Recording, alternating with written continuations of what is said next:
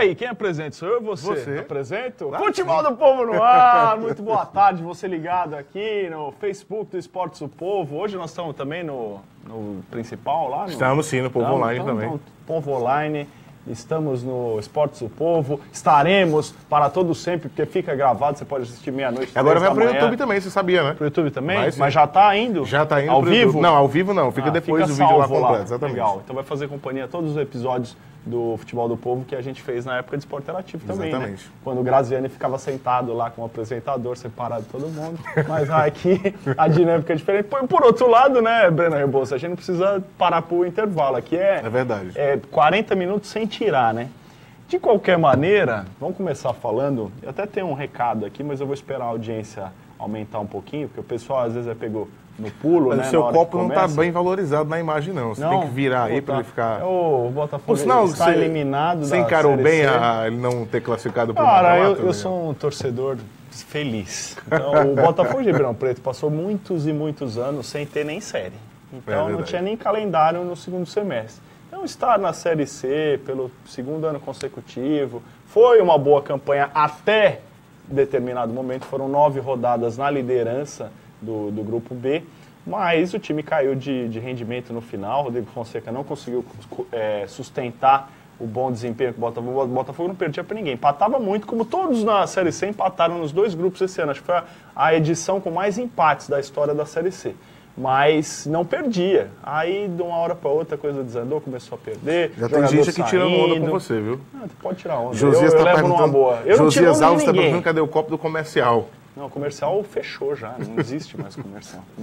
Nossa, você vai tirar onda. Tira onda com um time grande, pô, comercial. Comercial ninguém sabe nem quem é. O comercial acho que está na 5ª divisão do Campeonato Paulista. Não dá para... O Leão lá, o Bafo, muge muito fraco. O Roa, né? Como é que é? Ruge. Ruge, né? Não é muge. Muge, quem muge é faca. Mas, bom, mas no fim das contas... Quem não fez como o Botafogo foi o Fortaleza, né? Que passou mesmo... Mas tentou, né? Não, tentou fazer igual, mas não conseguiu. Mas só para terminar em relação ao Botafogo, os jogadores... O Edno saiu no final da primeira fase, foi para o América Mineiro, inclusive deve estar à disposição aí para esse jogo contra o Ceará amanhã. E tem um menino muito bom lá, que foi destaque do Botafogo, o Wesley, que foi para o Paraná Clube, que vai disputar a Série B agora no restante de ano. Então, tinha algum jogador lá que você acha que dava reforço para a Série Fortaleza? O Robson de Castro disse ontem que não deve mais contratar, é improvável que será contrate até segunda-feira, que é quando acaba o prazo, porque ele disse que não tem mais ninguém no mercado que seja interessante em uma época dessa. O problema é que o Francis, um atacante de lado de campo, que era muito bom jogador, fez uma excelente Série D em 2015, quando o Botafogo foi campeão, ele parou de jogar bola.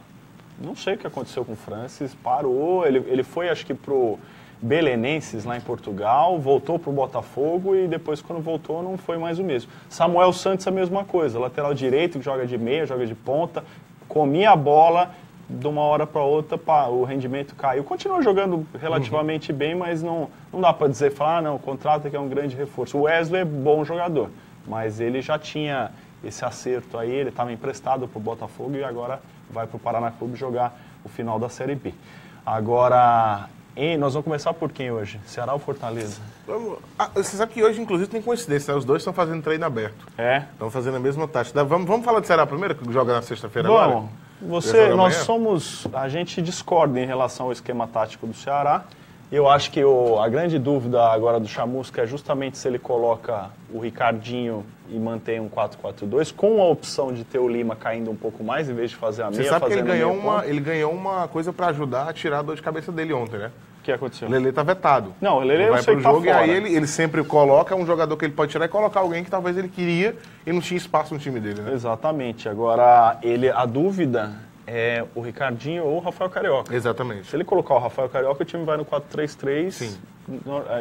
Clássico. Se ele colocar o Ricardinho, ele pode ter uma variação dentro do jogo, porque ele pode ter o Lima e o Ricardinho como meias, que vai ter o Richardson e o Pedro Ken de volantes, e aí ele pode ter o Lima caindo como um ponto, vezes caindo como um ponto e vezes fazendo a meia. Acho que é uma alternativa, é uma opção de você ter como mudar o time dentro do jogo, né, sem precisar fazer a substituição.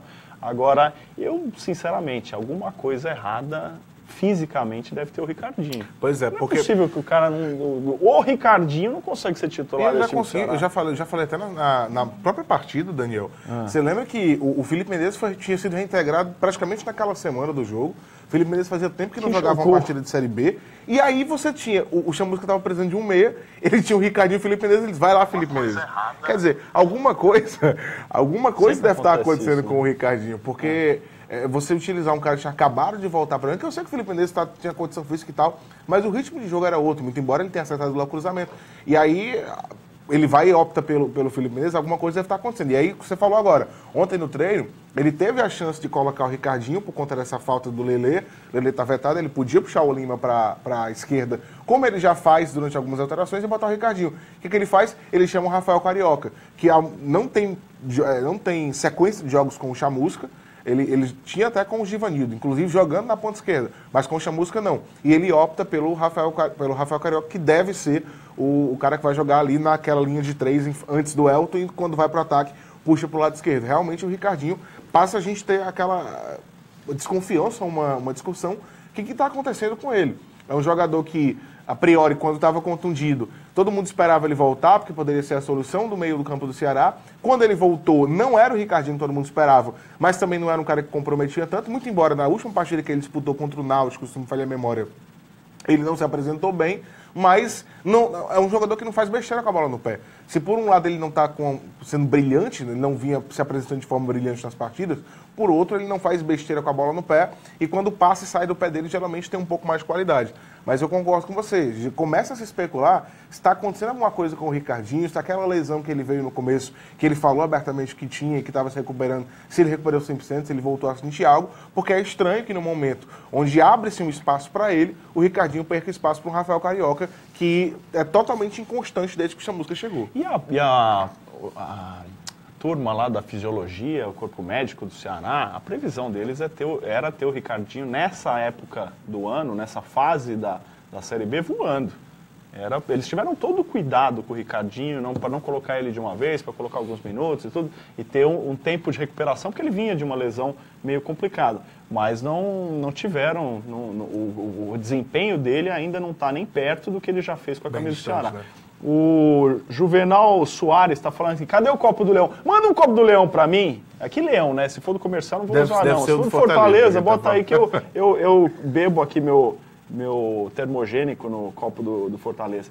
O Neto Tintina, boa tarde, o Chamusca tá com marmita. Marmota, que ele quer dizer aí. Eu tinha entendido que ele estava querendo dizer outra coisa. Aonde que o Leandro Carvalho é melhor do que o Magnata? Desde aonde o Ricardinho é reserva desse time. Chamusca vai acabar deixando o acesso escapar. Você acha que o acesso está condicionado a essas questões, Breno Rebouças? Eu acho que o acesso está condicionado a quem consegue se manter mais tempo no G4, e o Ceará estava 6 rodadas e agora ele está fora e obrigado a vencer o líder, ou seja, a missão é difícil. Se o Ceará não volta para o G4 nessa partida, Daniel, a dificuldade que ele vai ter de voltar depois é bem maior. Porque quem está lá dentro vai querer se solidificar sempre.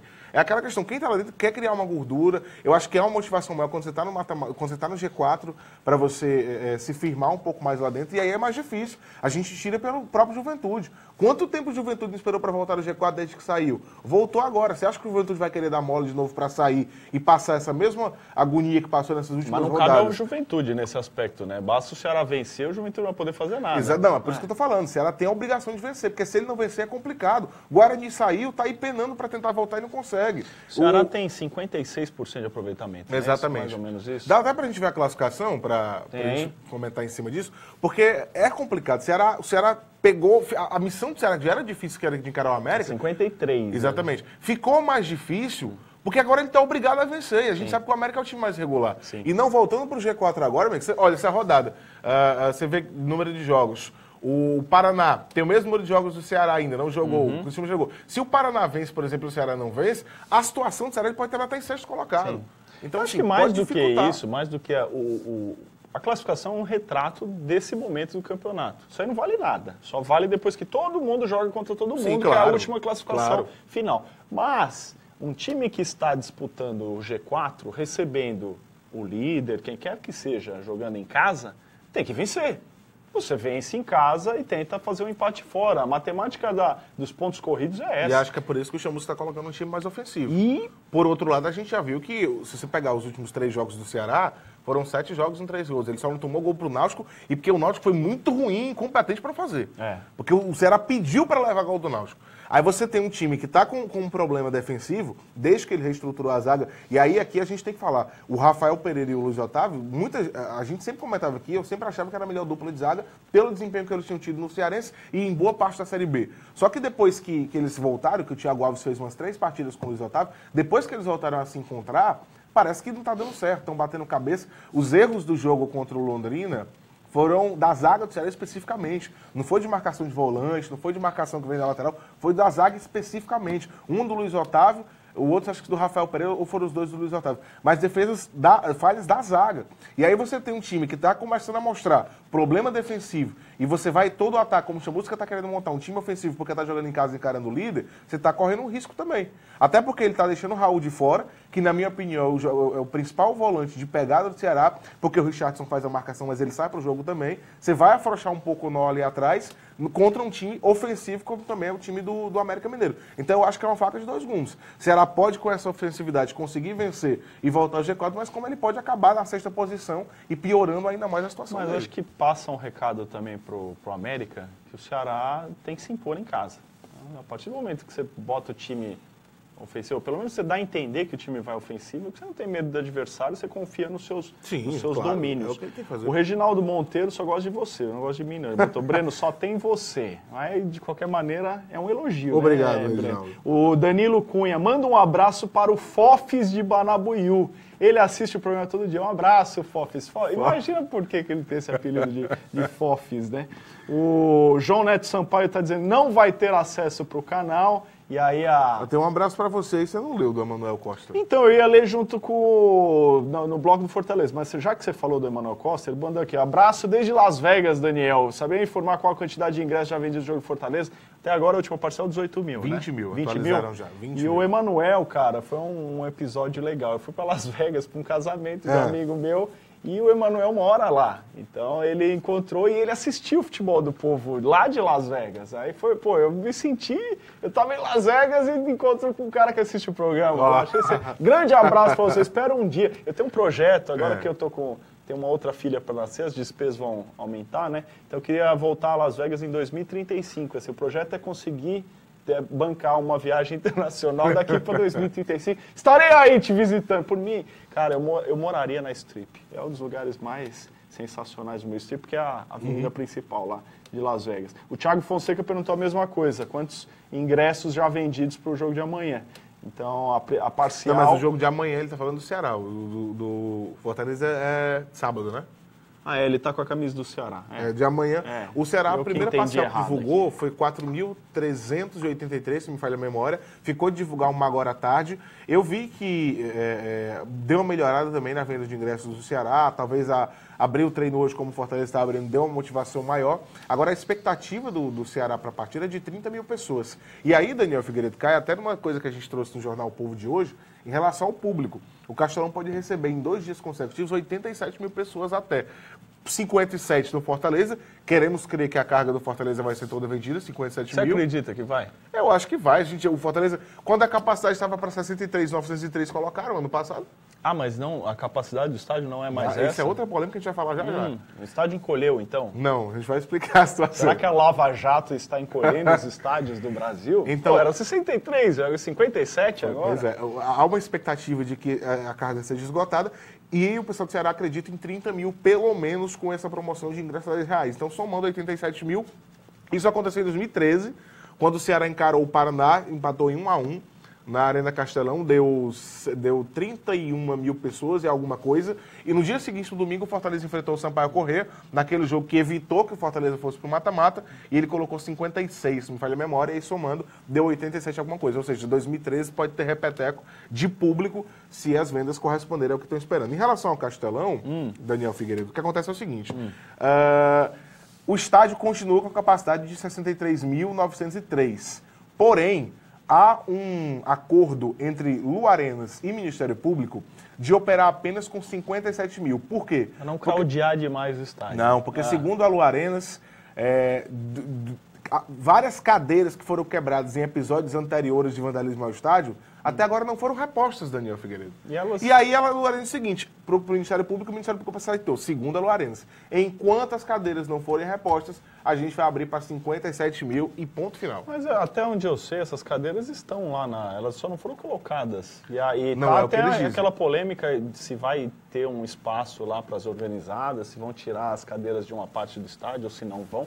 Mas realmente o estádio da Arena Castelão, ele tem alguns setores que está meio banguela, né? Você tem uma cadeira, depois tem um espaço. Eles falam que qual que é o argumento deles? O Ceará e o Fortaleza deveriam ter feito um amistoso, um jogo da paz, para o dinheiro ser arrecadado e comprar as cadeiras e esse jogo não aconteceu, portanto não teve verba.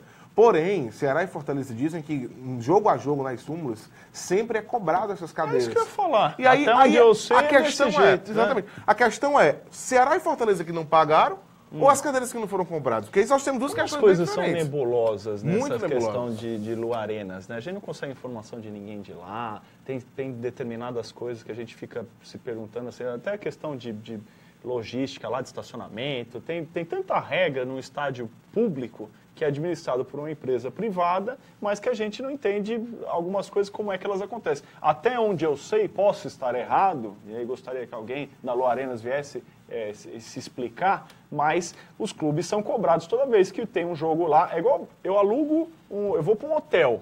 Se eu quebrei um copo, uma televisão, eles vão me cobrar na hora que eu estiver saindo. O estádio não é diferente. O clube aluga para fazer o evento ali, tem administração. Foi feita a auditoria lá, tem 100 cadeiras foram quebradas, aquilo vai ser cobrado do clube que estava alocando o estádio. Não é assim que acontece, então gostaria de saber como é que é, porque para que vai fazer um jogo, um amistoso, para pagar cadeira, se as cadeiras já são pagas toda vez que quebram? Então não faz isso. E na Copa do Mundo quebraram muito menos cadeiras, mas quem quebrou pagou.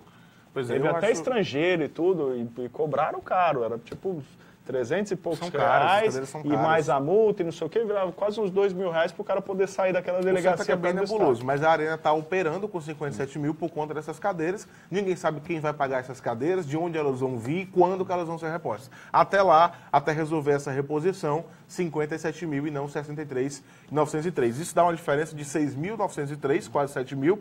Segundo o Sérgio Pontes, Daniel Figueiredo, que você conhece muito bem, sim, ele fez os cálculos, disse que pelo ingresso, pelo ticket médio, Fortaleza, com isso, de venda, perde 300 mil reais em venda. Porque o ingresso é 50, mas tem o bilhete de 25, então você faz ali a média. Contando que iria contando que ia vender. Né? Não, porque todo mundo acredita que vai dar lotação, né? Não sei, cara. Eu tenho os dois lados. Primeiro, eu estava achando que não ia lotar, porque a torcida do Fortaleza estava muito desesperançosa. Você não acha que a vitória contra o Moto trouxe a confiança aí, de novo? Eu tenho o meu termômetro, né? Então, depois que aconteceu lá a vitória contra o Moto Clube, que eu também não imaginava que fosse dar 33 mil pessoas, aí eu comecei a escutar um amigo aqui que não vai faz 6 meses no estádio, está dizendo que vai, o outro amigo aqui está dizendo que vai, o outro, eu falei, pô, esses caras todos estavam escondidos, não estavam torcendo, tudo, e agora vão pro jogo. Sinal de que muita gente que não estava frequentando o Castelão vai. E tem que ser, porque a média de público... Vai ter um bom termômetro hoje no treino aberto. Até porque eu acho que teve uma coisa que foi crucial para a volta da confiança. Se o Fortaleza classifica com um empate, porque só um empate contra o Moto Clube já classificava o Fortaleza, era uma coisa. Quando ele vence, mesmo sendo 1-0, e pelo volume de jogo que o time teve, que poderia ter sido bem mais se o Lúcio e o Flávio não perdessem um caminhão de gols e outros jogadores de ataque do Fortaleza, como o Iago também, como foi com vitória, eu acho que isso bota a confiança um pouco mais para cima. E o Fortaleza sabe que precisa fazer o resultado na primeira partida. O jogo da volta, já estou vendo muita gente que está comprando passagem para ir para Tupi, mas eu já vi muita gente preocupada também com o jogo da volta. A Tupi não, é Juiz de Fora, cara. Perdão. Para Juiz de Fora. E eu já vi muita gente falando que está preocupada com esse jogo da volta também. Até porque o time do Tupi ele não tem tanta pressão assim. O time levou em 9 partidas pouco mais de 4.500 torcedores. Então, é um time sem pressão. O Graziani fez um post lá do Futebol do Povo, pegou a média, 488 torcedores por jogo. Pois é, pro Tupi é uma coisa porque em Juiz de Fora todo mundo torceu pro Vasco ou pro Flamengo. Eles são uma área... Um repórter participou do Trem Bala, eles considerados cariocas do interior, alguma coisa do tipo, que é tão perto do Rio de Janeiro. 160, 180 quilômetros. O cara tem 2 horas de ônibus, é zona, tá lá, zona de 2 horas influência de carro, ali. Então, ninguém torce pro Tupi lá em Juiz de Fora. Quer dizer, um ou outro, mas a torcida Você mesmo sabe da que eu conheço cidade uma cidade que pros times do acontece Rio. isso? Maranguape é assim. Mas Só toda se citar cidade Fortaleza, pequena é Ceará. assim. E não é Maranguape, não é Crateús, não é São Luís do Maranhão. Eu estava lá no sorteio da Copa do Nordeste. É um negócio impressionante. O Zico lá no restaurante, a fila de flamenguista querendo autógrafo. O pessoal de foto, Ribeirão o que fosse. Preto torce para o Botafogo ou torce Não, para torce São Paulo? São Paulo, Palmeiras, Corinthians. O Botafogo é o time da cidade, é o segundo time de muita gente, mas não é... Basta você ver a média. O Botafogo ali é 2.000, 3.000 torcedores por um estádio que cabe 50 mil pessoas e acaba tendo esse público. Então o pessoal torce mais para os times de São Paulo, capital. Agora, não é interior de São Paulo, interior do Ceará, interior de Minas. Quando eu morava na Inglaterra, os alunos do meu curso lá, que não eram de grandes centros futebolistas, o cara era de Budapeste, ele torcia para o Barcelona.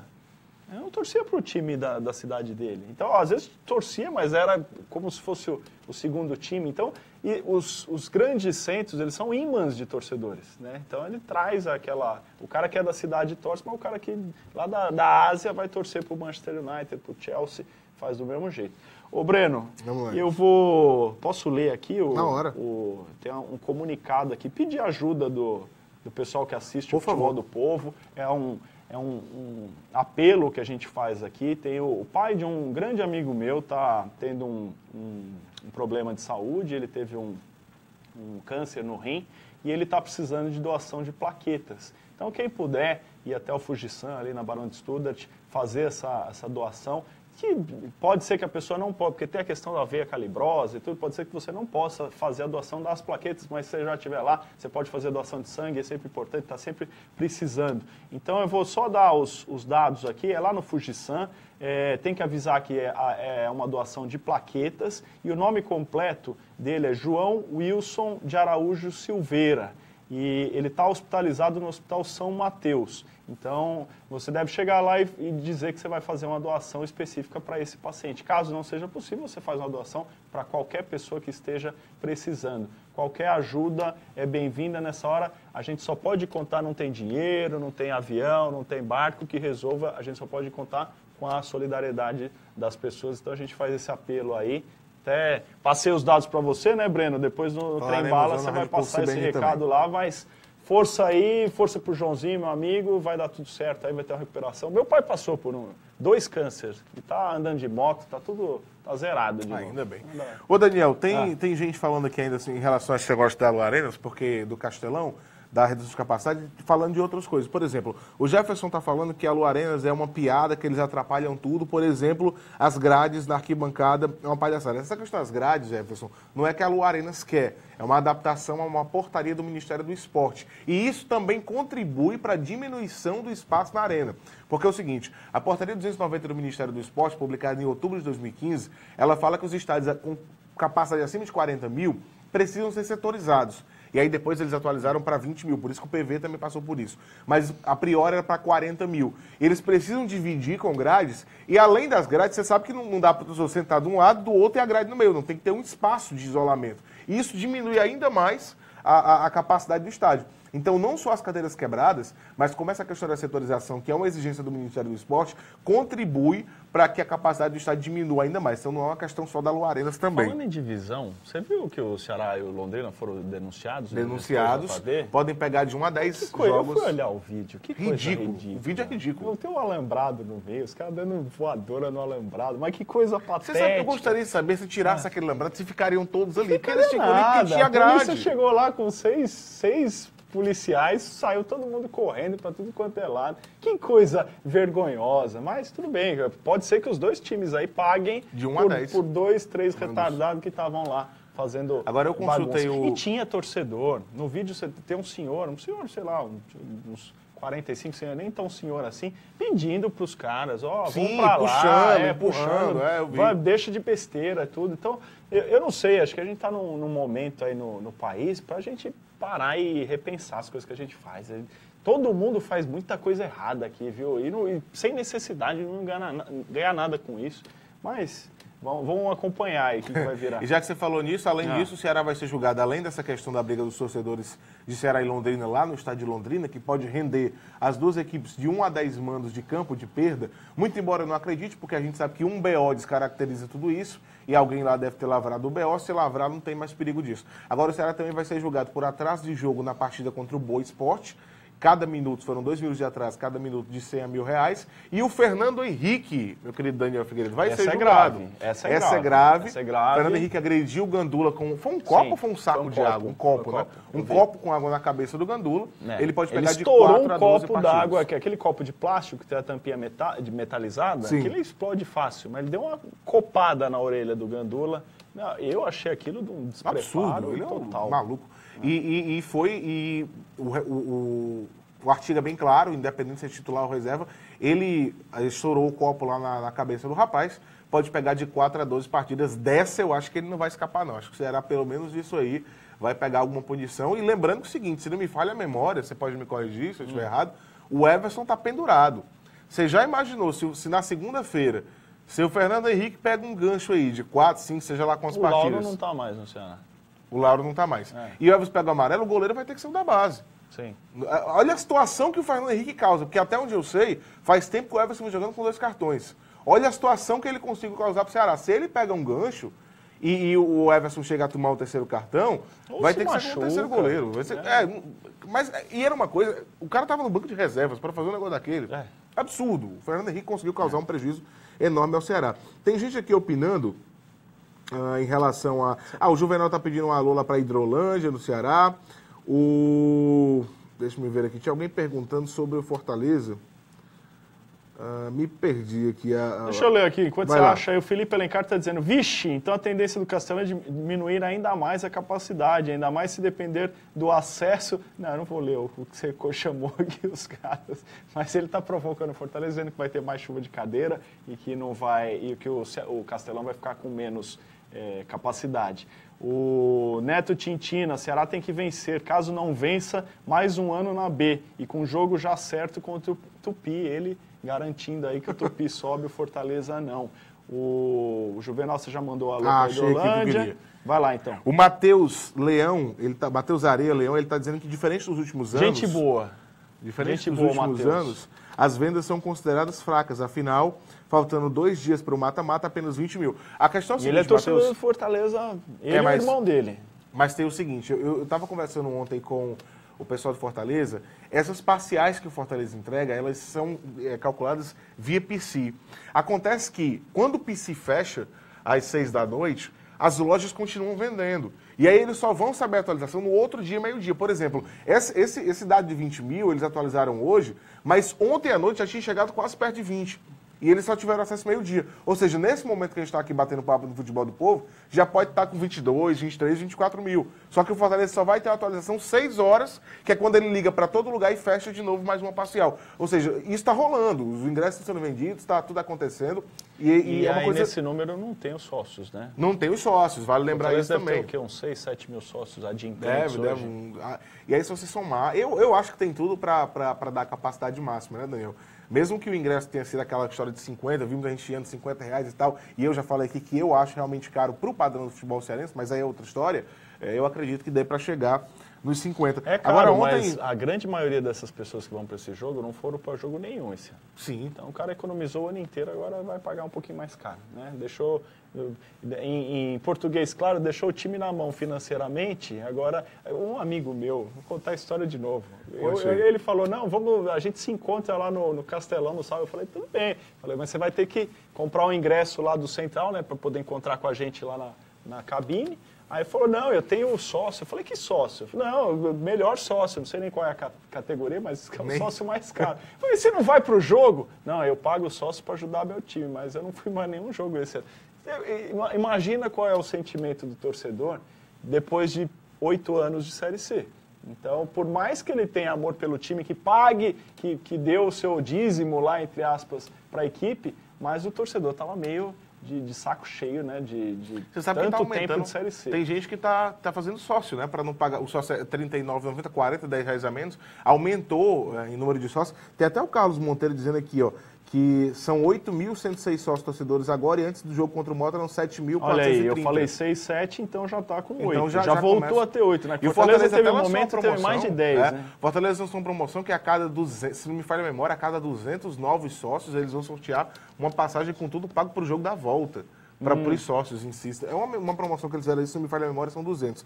Agora, a gente ia começar aqui a falar do Fortaleza, mas antes eu queria trazer eu lembrei aqui de uma mensagem que eu não estou mais vendo, que eu tive que sair da live para olhar aqui a informação, e aí quando volta apaga. Mas alguém perguntou se o jogo do Ceará contra o Brasil de Pelotas na semana que vem já foi definido, se vai ser sábado mesmo ou se vai ser o tal evento dos cosméticos. Já foi definido, o jogo vai ficar no sábado. Harleson Oliveira perguntou. Pronto. Isso. O jogo vai ficar no sábado. O secretário Euler Barbosa do Esporte já falou na Rádio Povo CBN que o jogo vai ser mesmo no Ceará, ou seja, o evento de cosmética que vai para outro lugar. O jogo do Ceará está mantido para a Arena Castelão. Breno, vamos agilizar essa questão do campo do Fortaleza. O Roosevelt Aragão está falando, cheguei agora, falaram sobre a ruindade do Mancha. Eu vou falar da ruindade do Mancha, Deixa eu pedir para a técnica colocar o relógio aqui para a gente, porque a gente ficou meio perdido. Nós estamos com o tempo aqui meio em cima, mas dá tempo de falar. O Zago está com uns problemas aí para escalar o time que eu acho que ele não estava contando não, né? O Felipe tomou um pisão ontem, já virou dúvida, ele jogou com o Aldo na lateral direita,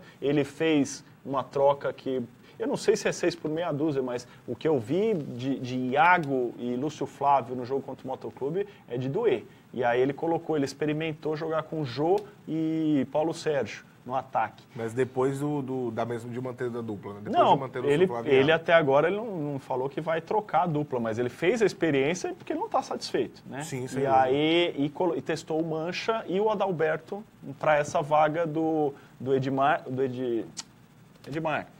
que é dúvida e é bem provável que não jogue. Né? O Edmar, eu acho que está praticamente descartado, o cara não treinou durante 3 dias, hoje ainda ia ser reavaliado, então assim, para mim o Edmar está fora. E eu acho que o substituto vai ser o Mancha, porque foi quem substituiu ele na partida, e é o cara que vinha jogando com o Lígia na Série C. O Adalberto geralmente faz o lado que o Lígia joga, não que ele não possa jogar do outro lado, mas até pela maneira como ele começou o treino de ontem, com o Mancha e Lígia, eu acho que é o indício de que o Mancha vai ser a dupla do Lígia. O Adalberto ele fez o teste ali, mas eu não acredito que seja o substituto, não. Quanto ao Felipe, o pisão dele, segundo o Miguel Júnior, da reportagem da Rádio Povo CBN, não preocupa tanto. Felipe deve ser o lateral. Agora, eu tinha até falado ontem, não sei se você concorda comigo. Entre Felipe e Jefferson, eu acho tão semelhantes, para falar a verdade. Então, mas por que ele treinou com o Aldo na direita? Não, quando o Aldo entrou, o Pablo foi para a direita. Ah, eu vi na escalação. O Aldo foi como titular. Eu achei que ele como volante. Eu achei que ele tinha colocado o Aldo na lateral direita. Não, o Aldo foi para volante e o Pablo foi para direita. Eu falei, agora o Zago na hora H vai dar uma de professor Pardal, porque né, a hora não é de mudar mais, né? Você vai ter que mudar o menos possível. Eu acho que ali, entre Pablo, Felipe, Jefferson, seja lá quem for para a direita, eu acho bem semelhante. O Pablo quebra o galho de boa, mas eu acho que o Felipe volta para o jogo. O Aldo ele colocou... Aliás, o Aldo, eu gostaria de saber por que só nessa reta final o Aldo ganhou a atenção de quem comanda, né? Do comando técnico do Fortaleza.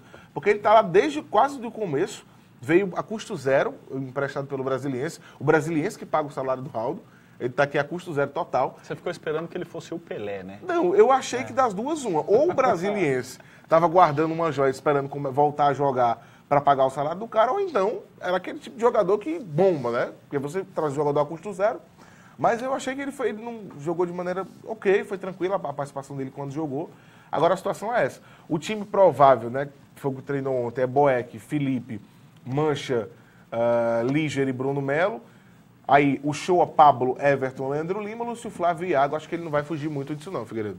E torça para que aquelas bolas que vão parar lá na arquibancada superior tomem outro rumo. Porque o que o Fortaleza criou contra o Motoclube e desperdiçou jogadas porque não tem qualidade no ataque foi uma grandeza. Você é um fã do Iago, né?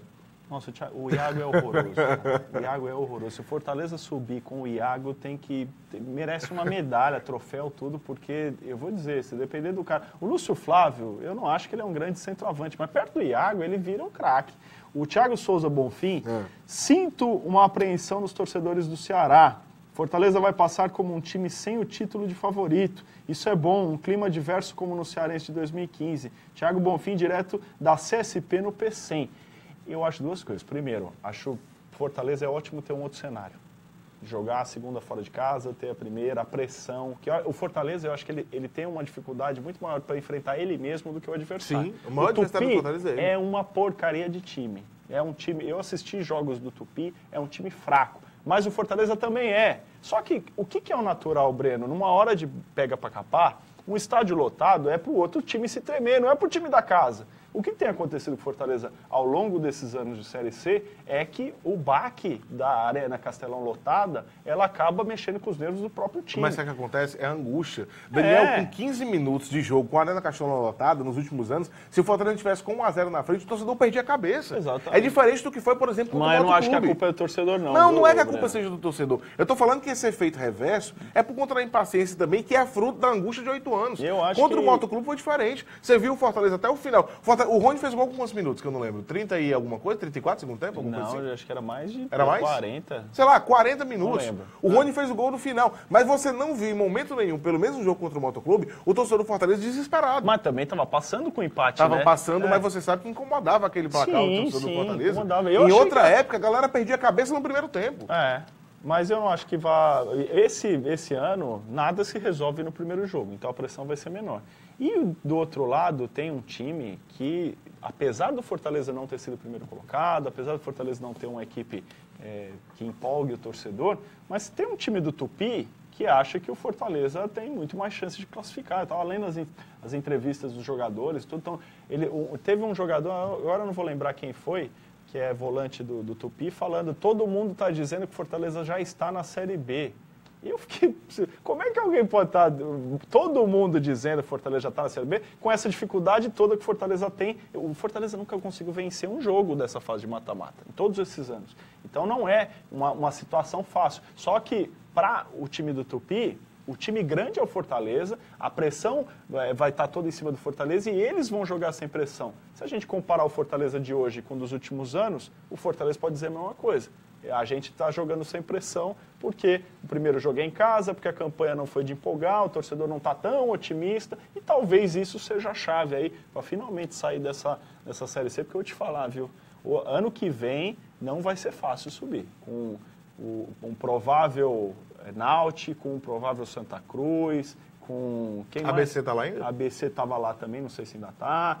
E você vai ter um grupo A forte e vai ser mais difícil de conseguir essa vaga. Mas, de qualquer maneira, Breno, nós estamos acabando já o programa, eu acho que esse ano, tem acontecido o contrário nos últimos anos, mas acho que esse ano só quem sobe do grupo B é o São Bento. Os outros três, acho que os classificados para a Série B são do grupo A. Pois bem, tomara. Eu acho que quanto mais a gente vai... Porque todos eles são representatividade do Nordeste, melhor do nosso futebol. Daniel, vamos embora? Bora! Até mais. Isso aí, agora você vai pegar o trem, né? Tem bala agora. Beleza, valeu, galera. A gente, final de semana cheio aí de futebol, vocês estão acompanhando por aqui, pela rádio, todas as mídias aí do Grupo Povo, e a gente está sempre em contato. Tem muito futebol na sexta-noite e no sábado. Valeu, grande abraço!